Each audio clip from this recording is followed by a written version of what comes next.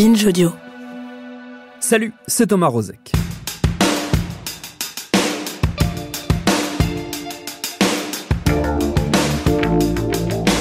J'ai situé les fonctions de la ville. Les fonctions, c'est habiter, travailler, cultiver le corps et l'esprit. Eh bien, habiter, c'est la première chose. J'ai essayé de montrer comment on pouvait faire des quartiers d'habitation. On a tous, les uns et les autres, grandi avec en tête l'idée que l'endroit où on vit constitue une grande partie de qui on est. La région, la ville, le quartier, la maison ou l'immeuble où on habite comptent au moins autant que nos amis, nos études ou nos métiers dans la construction de nos identités. Et en parallèle, on est toutes et tous assez prompts à calquer sur tel ou tel lieu de vie qui ne sont pas nécessairement les nôtres, des représentations positives ou négatives. Pour ce qui est des grands ensembles, des cités, des bars et des tours d'immeubles qui font partie du paysage commun de bon nombre de coins de notre pays, il est assez clair que l'image de l'extérieur est grandement négative. Des années de couverture médiatique et de déclarations politiques pas franchement encourageantes sont passées par là. Au point qu'on en oublie presque que l'histoire de ces grands ensembles est plus complexe et surtout plus variée que ce récit très sombre auquel on a fini par souscrire presque malgré nous. Et figurez-vous que cette histoire, on peut aller la chercher dans des endroits parfois inattendus, comme par exemple les cartes postales. C'est ce qu'on va voir avec cet épisode. Bienvenue dans Programme B.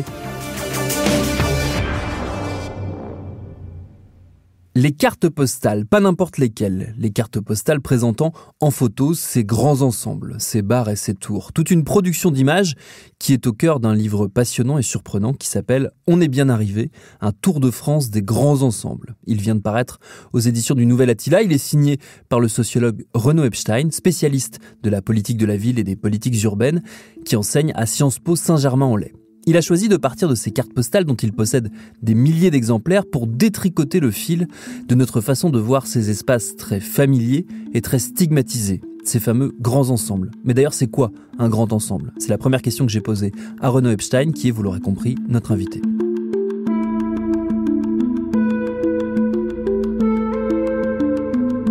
Là, vous ouvrez avec la question la plus difficile, en réalité.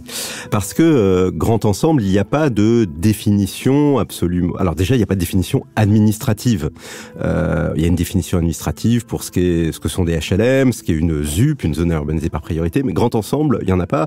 Ce terme n'apparaît dans la production réglementaire administrative qu'en 73, dans une circulaire, la circulaire Guichard, dont le sous-titre est assez génial, c'est « Ni bar, ni tour », qui est la circulaire par laquelle l'État met fin à la construction des grands ensembles. Et donc, c'est au moment où on décide d'arrêter de les construire qu'on les nomme et qu'on en donne une définition.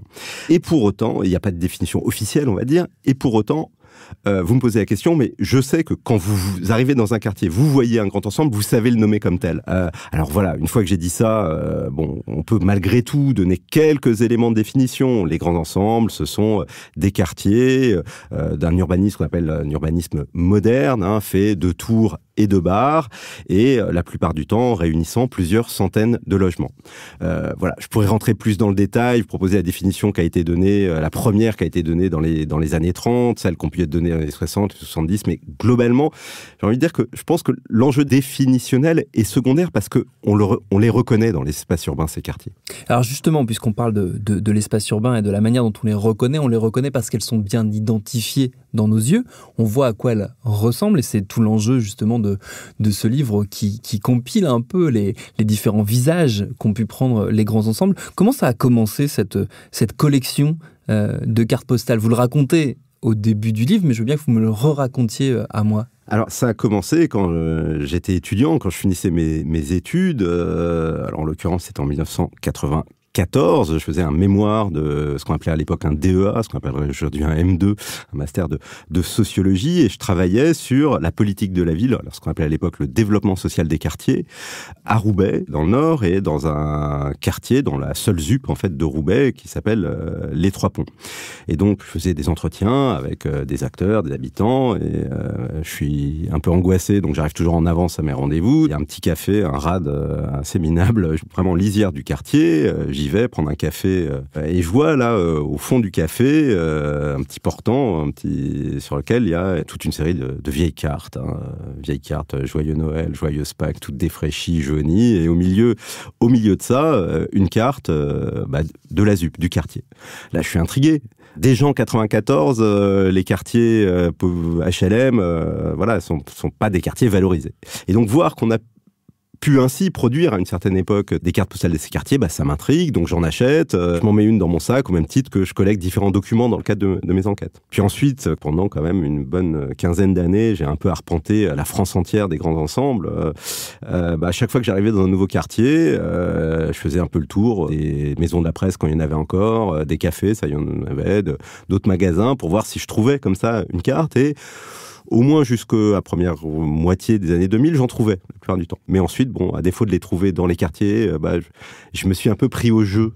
Et donc, chaque fois que je voyais un vide-grenier, une brocante, je passais jeter un œil. Il y a toujours des vendeurs de cartes postales. Et dès que je trouvais une carte comme ça de cité, je l'achetais. Et je me suis mis comme ça en accumuler un nombre assez considérable.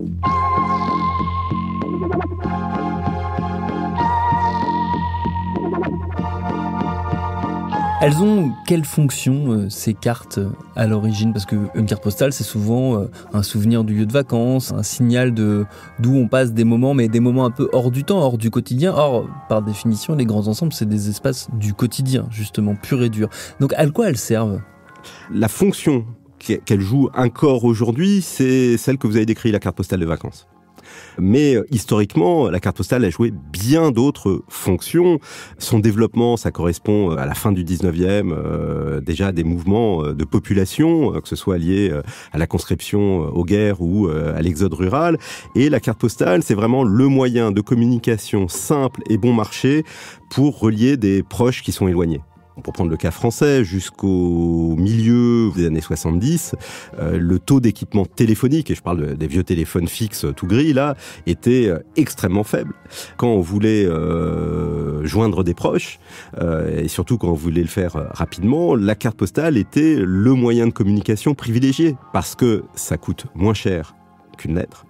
Parce que il y a aussi la contrainte, c'est un format très réduit la carte postale, donc à la différence d'une lettre, on peut se permettre de n'écrire que quelques mots.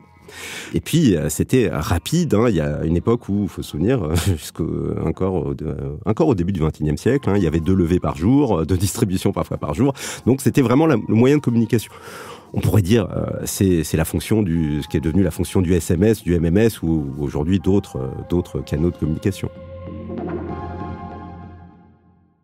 Et d'ailleurs, ça rejoint le titre du livre, On est bien arrivé, qui ressemble à un SMS qu'on pourrait envoyer effectivement en retour de vacances pour assurer des parents ou des amis. Elle nous raconte quoi, ces cartes postales ? Alors c'est une question qui a 2 versants, comme les 2 versants d'une carte postale, j'ai envie de dire. Elle nous raconte quoi dans les textes que vous avez pu retrouver, parce que certaines des cartes n'étaient pas des cartes neuves, elles avaient été envoyées, donc il y avait du texte. Et elle nous raconte quoi de l'autre côté ? Qu'est-ce qu'elle nous raconte du côté des images ? Alors, je vais commencer par la dernière question, du côté des images. Je ne sais pas si elle raconte quelque chose, mais en tout cas, c'est dans notre regard. Qu'est-ce qu'aujourd'hui, en 2022, quand on regarde ces cartes, qu'est-ce que ça nous dit ? Quand on regarde la multiplicité de ces cartes, je dois en avoir aux alentours de 3000 aujourd'hui, ce qui est absolument frappant, c'est l'extrême diversité des quartiers. Et je crois que ce qu'elle nous raconte, ou en tout cas moi c'est vraiment là-dessus que j'ai envie d'insister, c'est que à rebours d'un discours et d'une lecture commune qui dit finalement on a produit des quartiers qui sont identiques, partout les mêmes, partout, qui sont moches, uniformes, etc. Ce qui est frappant quand on regarde ces cartes postales, c'est l'extrême diversité architecturale, urbanistique, paysagère, des formes d'insertion dans le territoire, dans la ville, du rapport à la géographie, de la présence des espaces verts, de l'eau. Certes, il y a une uniformité interne. Chaque quartier, tel qu'on le voit sur la carte postale, est souvent la reproduction à l'infini du même. Les mêmes bâtiments, la même barre, la même tour reproduits à N exemplaires. Et à l'intérieur de cette même barre, les logements qu'on reproduit de façon absolument standardisée, identique, dans le cadre d'une production qui était la production industrialisée, standardisée des 30 Glorieuses. Il y a vraiment cette uniformité interne.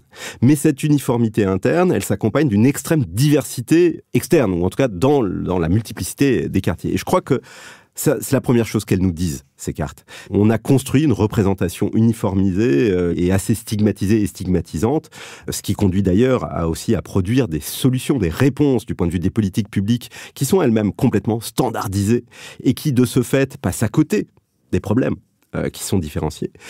Donc voilà, moi je crois que la première chose, en tout cas, moi la première chose que je lis dans ces cartes, c'est ça. Ça, c'est pour le recto.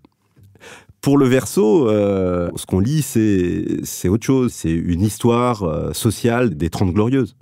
L'essentiel des cartes que j'ai récupérées, pour celles qui ont circulé, sont des cartes qui ont été écrites, postées, en gros, du milieu des années 50 jusqu'à la fin des années 70, qui correspond grosso modo à la période de construction de ces quartiers.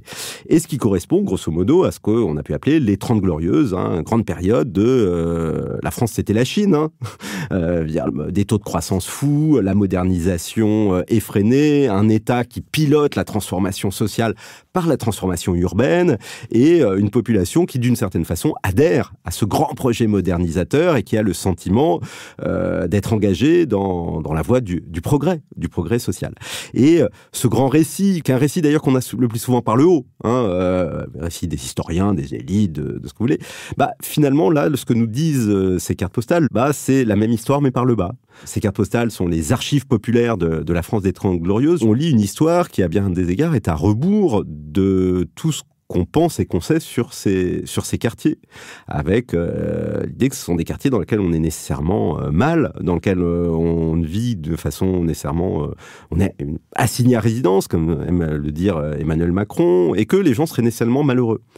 Alors ça, par ailleurs, c'est quelque chose il y a de nombreuses études sociologiques qui, des années 60 jusqu'aux années 2020, nous montrent le contraire. Encore aujourd'hui, dans le cadre des opérations de rénovation urbaine qui sont conduites depuis 2003, des opérations de démolition-reconstruction, qui touchent près de 500 quartiers, il y a systématiquement ce qu'on appelle des enquêtes sociales qui sont faites. En gros, quand on démolit les tours et les bars, on va quand même voir les habitants avant pour leur demander, vous allez être virés de chez vous, où est-ce que vous voulez être logés?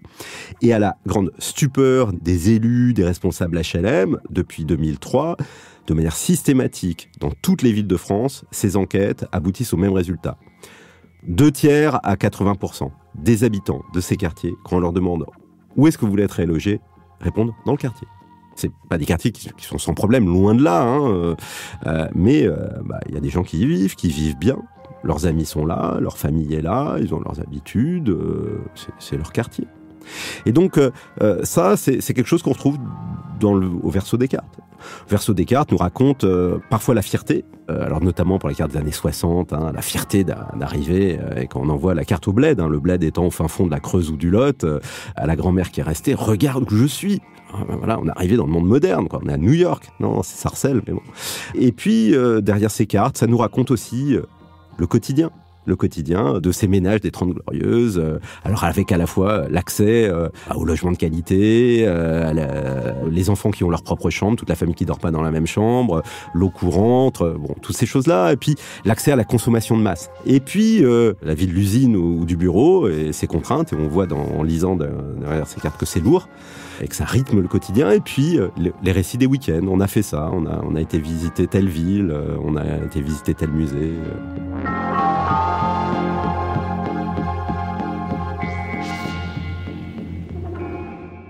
Ce qu'elle nous raconte aussi, ces cartes, Renaud Epstein, et vous avez commencé à l'expliquer, c'est la manière dont ce grand récit, justement, autour du logement collectif et donc de ce qu'on a appelé au fur et à mesure du temps les cités, s'est inversé.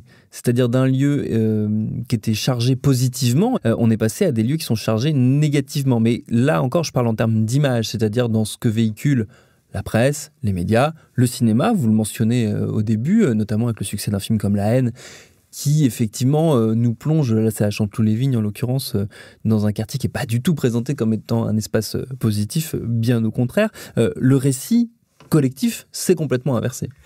Alors, oui Et en même temps, immédiatement, je vais relativiser. Et je vais relativiser en partant de ce que vous dites. Donc, si on prend l'exemple du cinéma, effectivement, La haine est un film qui a, je crois que c'est de 95, de mémoire, quelque chose comme ça, qui a marqué. Mais quand on regarde un peu l'histoire de la représentation cinématographique des grands ensembles, on se rend compte que le tournant, il a eu lieu bien avant. En réalité, le tournant, il est quasiment contemporain de la construction des grands ensembles, avec 2 ou 3 choses que je sais d'elle de Jean-Luc Godard, donc il doit être tourné au 4000 à la Cité des 4000 à la Courneuve.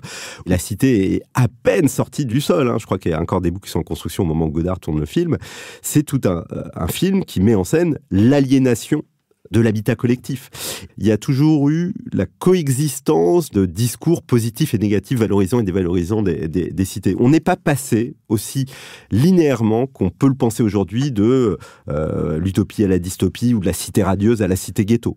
Aujourd'hui encore, on a la coexistence d'un discours extrêmement et dominant, stigmatisant, avec un stigmate qui par ailleurs rejaillit sur les habitants de ces quartiers, mais aussi d'un discours très valorisant. Quand vous faites des enquêtes, comme je le fais ou d'autres sociologues le font auprès des habitants, on voit bien qu'il y a un rapport très, très ambivalent qui met en avant tous les problèmes qui peuvent exister dans ces quartiers populaires, de concentration, de pauvreté, des difficultés sociales, de sous-investissement pour les pouvoirs publics, de déréliction des services publics, etc., et de délinquance, qui sont des problèmes réels, mais qui s'accompagnent toujours aussi d'une mise en avant des qualités de ces quartiers, des qualités des logements. Il faut voir à quel point les logements sont dans ces quartiers, sont dans l'ensemble des logements bien conçus, de qualité, et je vous invite quand même à regarder ce qu'on produit là depuis une dizaine d'années, notamment en Île-de-France. Franchement, la qualité de la conception des plans et des logements des grands ensembles est infiniment supérieure à celle que sort Kaufmann et Broad dans les gares autour du Grand Paris ou Nexity pour des prix qui sont effrayants. Les espaces publics, aujourd'hui, sont certes mal entretenus, mais ils ont été bien pensés, bien conçus. Le principe de séparation des fonctions, notamment du fait qu'on met les voitures à l'écart, les voiries de circulation sont à l'écart, sous des dalles ou autour du quartier, ça produit quand même quelque chose qui est qu'il y a de vastes espaces libres qui sont libérés pour le piéton, dans lequel on peut laisser jouer les gamins sans qu'ils risquent de se faire rouler dessus par une bagnole. Donc il y a vraiment aussi des qualités dans ces quartiers. Ces qualités, les habitants de ces quartiers, ils les mettent en avant. Et donc, voilà, bien sûr, il y a une évolution générale qui est plutôt celle que vous décrivez, mais cette évolution générale, elle doit pas être prise de façon aussi stricte.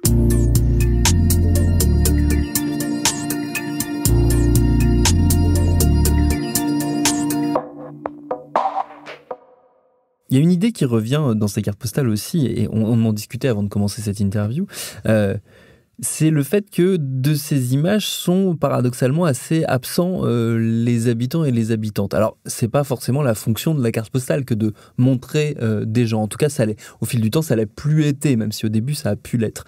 Qu'est-ce que ça nous dit aussi de la manière dont on perçoit ces ensembles comme étant peut-être des espaces un peu déshumanisés ou désincarnés? Est-ce que le fait que les habitants ne soient pas sur les photos, ça joue? Alors, ce qui est clair, c'est que les cartes postales sur lesquelles on voit de la présence humaine sont extrêmement rares. Mais ça vaut pour les grands ensembles comme pour d'autres cartes postales. Quand on dit un paysage de cartes postales, c'est un paysage dans lequel il n'y a pas de voiture, il n'y a pas de personnages, il n'y a pas de pub, il n'y a rien. Il n'y a pas de construction, il y a juste la nature, des cailloux et la plage. Et de ce point de vue-là, les cartes postales de grands ensembles ne dénotent pas au regard du standard de la carte postale. Mais ça fait un effet saisissant parce que ce sont des quartiers résidentiels, des quartiers dans lesquels vivent des milliers, pour certains d'entre eux, des dizaines de milliers d'habitants. Et voir ces photos de ces quartiers, et surtout les photos qui ont pu être prises dans les années 50-60, avec des techniques de reproduction un peu particulières, parfois des photos en noir et blanc colorisées à la main. Il y a un effet rétro-futuriste et qui est d'autant plus saisissant qu'il n'y a personne. On a un peu l'impression que c'est des quartiers tout neufs sur lesquels il y a une bombe à neutrons qui est tombée. Toute vie en a disparu. Comme ces cartes postales ont énormément circulé dans la France des années 60-70, je pense qu'elles ont aussi contribué à construire une représentation de ces quartiers dans lesquels finalement le bâti prime sur l'individu, ce qui est par ailleurs le sens du film de Godard qu'on citait tout à l'heure. Au-delà des contraintes propres au style de la carte postale, pourquoi est-ce qu'on voit personne? Il y a quelques raisons. Alors, parmi les raisons, il y a le fait qu'une très grande part de ces cartes postales sont des cartes postales bird's eye, vue d'avion. Alors, c'est un choix des des éditeurs de cartes postales, qui fait écho d'ailleurs au choix des technocrates du ministère de la Reconstruction et de l'Urbanisme quand ils ont organisé toute une mise en photographie de leur grande œuvre, qui était la construction des grands ensembles, qui était de prendre la photo d'avion, parce que la photo d'avion permet d'embrasser l'ensemble de ces quartiers. On a des quartiers, il faut bien voir, certains d'entre eux, Mantes-la-Jolie, le Val-Fouré, les quartiers nord de Marseille, les Minguettes à Vénissieux, sont des quartiers qui comptent plusieurs dizaines de milliers d'habitants. Voilà, c'est la taille d'une ville. Vous ne pouvez pas saisir dans une seule image cet ensemble autrement qu'en le prenant en vue d'avion. Et puis, la vue du ciel, elle permet aussi de mettre en scène, de magnifier un urbanisme rationnel, fonctionnaliste, où tout est bien pensé. Et d'ailleurs, tout a été pensé et dessiné en vue d'avion. Les architectes faisaient leur plan masse, donc ils étaient eux-mêmes en surplomb du quartier, ils le pensaient comme tel, et il y a finalement que en regardant depuis le ciel qu'on arrive vraiment à saisir cette cohérence urbanistique. Oui, sauf que vu du ciel, quand bien même il y a des gens dans la rue, on les voit plus. Il y a un élément, moi, qui me frappe. J'ai l'impression que ce moment qui est justement figé, illustré par ces cartes postales, il illustre aussi un moment dans le débat public ou dans l'espace public où on a voulu plus mettre en avant l'habitat collectif que l'habitat individuel, ce qui était un peu une anomalie quelque part si on prend notre histoire sur le temps long où l'habitat individuel a un peu toujours primé. Et ce qui est en train de revenir un petit peu, on l'a entendu ces derniers mois, on nous a parlé du fait qu'il fallait renoncer au pavillon, que c'était une aberration écologique, le pavillon qui était un peu l'alpha et l'oméga pendant longtemps en France. Est-ce que ces cartes-là, elles racontent aussi cette période-là, qui est peut-être en train de revenir ? Oui, très clairement. La France des 30 Glorieuses, c'est effectivement ce moment au cours duquel il y a eu un choix clair, délibéré, de la promotion de l'habitat collectif. Et quand je dis un choix clair, c'est un choix étatique qui a tenu très clairement, on peut dater, jusqu'en 1977. 77, c'est la réforme Barre, la réforme des aides au logement, le moment à partir duquel l'État dit, construire du logement social, faire avec ce qu'on appelle des aides à la pierre, subventionner la construction de logements collectifs et sociaux, ça coûte trop cher, ça produit des choses qui sont pas optimales et, grande croyance, de la supériorité du marché par rapport à la planification. Et on dit, au lieu de financer la construction et derrière ça de décider quel type de construction on met et où, l'État dit on va simplement solvabiliser la demande, faire des aides à la personne. Et comme c'est le moment où par ailleurs il y a eu toute une série d'autres politiques fiscales qui ont soutenu la maison individuelle, à partir de 77, on est arrivé dans ce moment qui s'est amplifié à partir des lois de décentralisation de 82-83 où on a donné tout le pouvoir d'urbanisme aux maires sans plus aucun contrôle, où ce sont les promoteurs lotisseurs qui ont fait l'aménagement du territoire. Et on en voit aujourd'hui les dégâts du point de vue de l'étalement urbain, du point de vue de la qualité architecturale, qualité paysagère, et puis d'un point de vue environnemental, avec tout ce que ça induit, du coup, en termes d'artificialisation des sols, en termes de déplacement automobile, de dépendance à l'automobile, ce que ça produit aussi en termes de dévitalisation des villes, puisque le prolongement de cet étalement périurbain de l'habitat, ça a été la périurbanisation commerciale. Et effectivement, on assiste depuis une quinzaine d'années dans les discours technocratiques, techniques d'experts, à une revalorisation de l'habitat collectif. La route reste longue avant que des politiques publiques puissent véritablement passer le stade du discours de valorisation de l'habitat collectif et produisent une inversion dans les logiques de la production qui reste massivement aujourd'hui de la production de maisons individuelles.